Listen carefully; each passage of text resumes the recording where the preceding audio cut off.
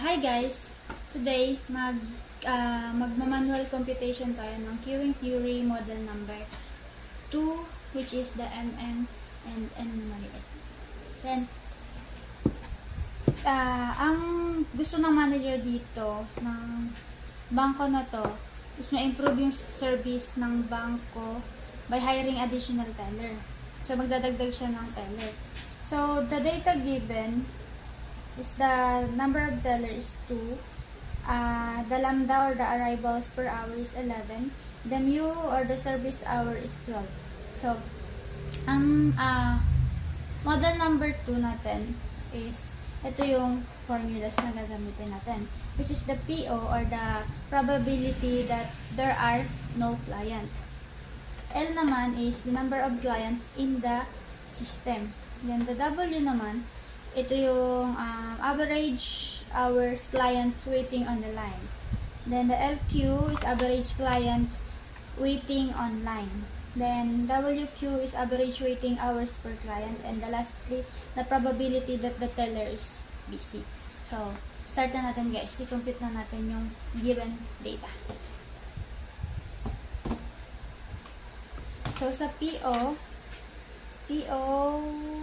is equal to M2, D natin is 11, ay lambda, sorry guys, it's lambda natin is 11, then ang mu natin is 12. So, ganyan lang siya guys. Then, compute natin siya sa calculator.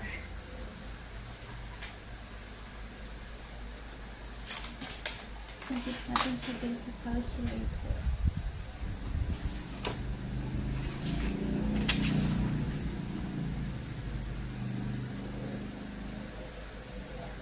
Probability is 0.3714 2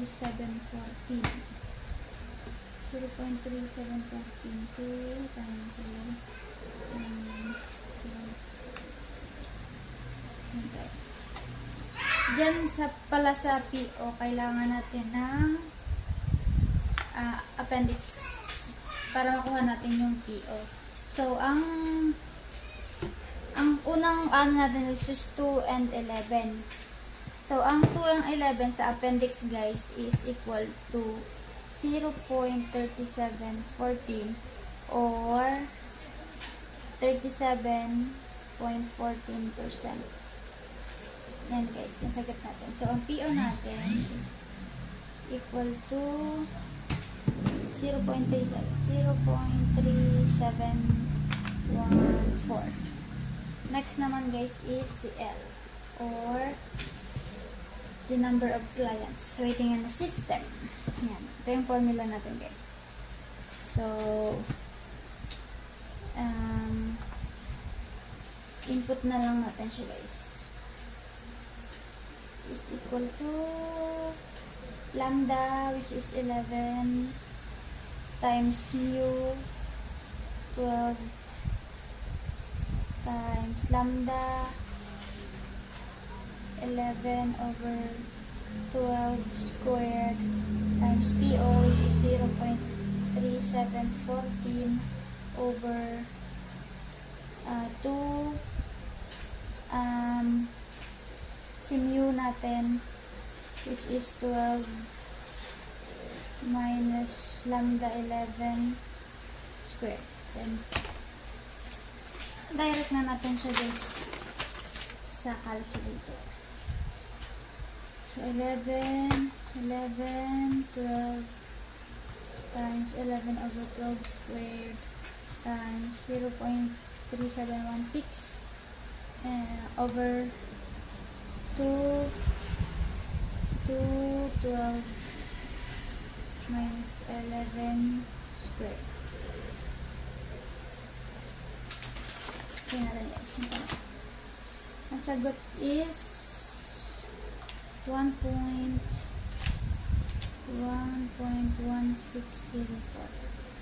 Itong L na.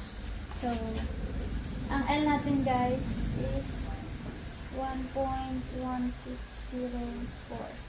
Next naman natin is the W. W is simple lang guys. L lang, which is 1.1604 over lambda 11. Compute natin guys. 1.1604 over 11. Meron tayo guys 10 0.1055 0.1055. Yan. W natin is 0.1055. Next is LQ. LQ natin.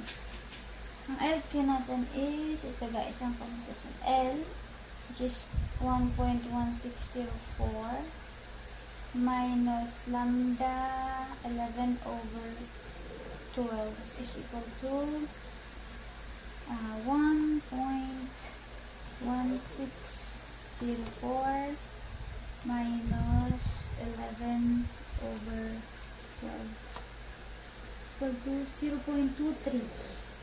243 pala. 0.2437. Yan ang ating LQ guys. 0.243 and 7. Next natin is the WT. Simple lang din guys ang ano natin guys. LQ lang siya over lambda. Is equal to 0.2437 over lambda natin is 11. Hindi natin guys. Divide 11. Ang sagot na is 0.022. 0.0222. And guys, 0.2222. Next is, ang last natin is the probability that the teller is busy. So, lambda is 11 over m, which is 2 times mu of 12. Okay, compute to 11 over 2 times 12. Meron tayong 0.45. 0.4833. 0.45. 0.4583 or 45.85 ay 83%. Guys, ang P natin is 0.4583. And guys, nakuha na natin lahat ng formula. So, ang sabi naman ng manager, kailangan niya malaman ang total cost per shift ng teller. So, buray na natin guys. Yan na natin siya. Lang, may ginagawa pa. Tapusin ko lang to. Sorry guys for interruption.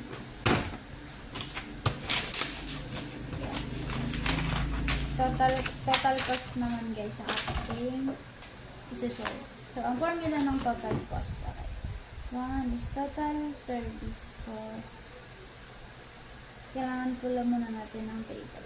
Table natin.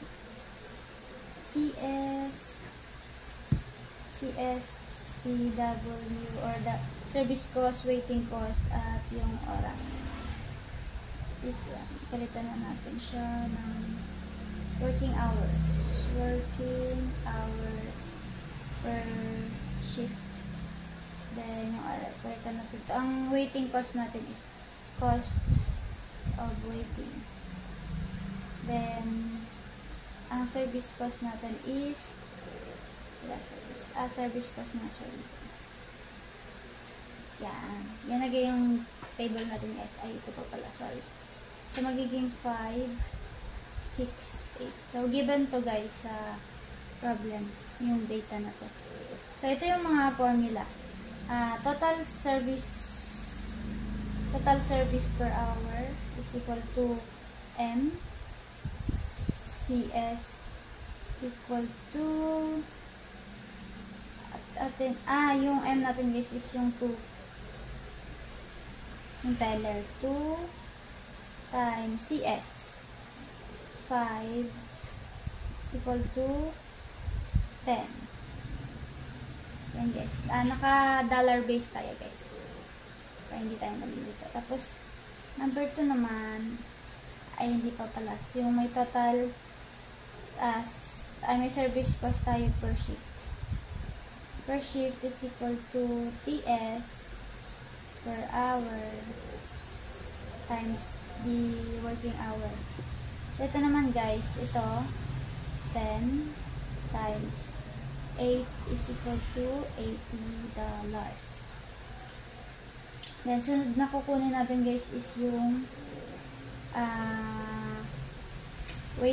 total waiting cost, TW, per hour is equal to lambda WQ and CW is equal to 11 times 0.2222 times 6. So, ang sagot na ito guys is, sorry guys kung nakatagil ito, 1.4652. Then, total waiting cost per shift naman tayo, which is TW per hour times hour equal to 1.4656 times 8 is equal to 11.7260. Yan na guys. Then, lastly guys, yung pang number 3 natin, yan na natin kakamitin yung total cost per hour niya. Which is, yung dalawa lang. Ito, total service cost per hour, saka ito, total waiting cost per hour, which is 10 times 1.4652. So, ang sagot na ito guys, ay plus pala siya. Sorry. Pag-add pala siya kasi total cost na nga siya. 10 plus 1.4652 is equal to 11.462. Then, sa total cost per shift is equal to TS shift plus TW shift per shift is equal to 80 plus 11.726 is equal to 91.72%. Yan guys. So, total cost natin is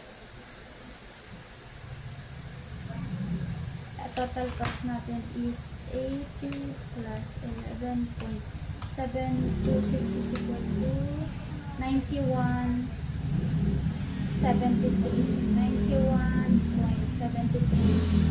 dollars. Yan guys. So yan guys, nakuha na natin ang total cost na. Ito na yung mga result ng ating mga na-compute mula sa probability of probability that there are no clients hanggang sa probability that the tellers be. So ito na siya guys, yung total cost natin. And yun lang. Thank you.